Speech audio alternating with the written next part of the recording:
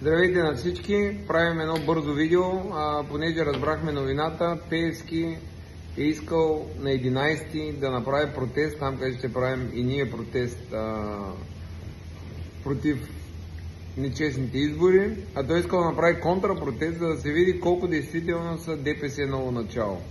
И сега искам да обявя нещо. Ако наистина Пеевски събере повече хора, отколкото има против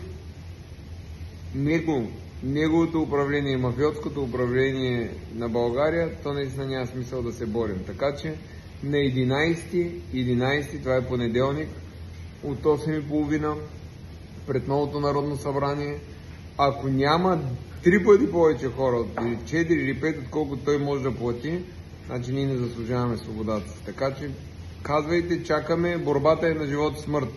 Понеделник Народното събрание е новата шипка.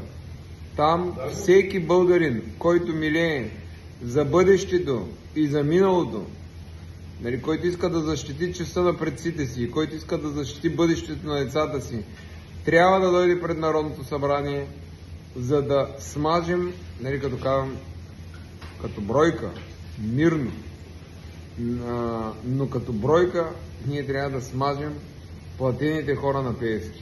Чакаме понеделник, 11 от 9:30, 11 ноември от 8:30, не от 9:30, от 8:30 пред новото Народно събрание.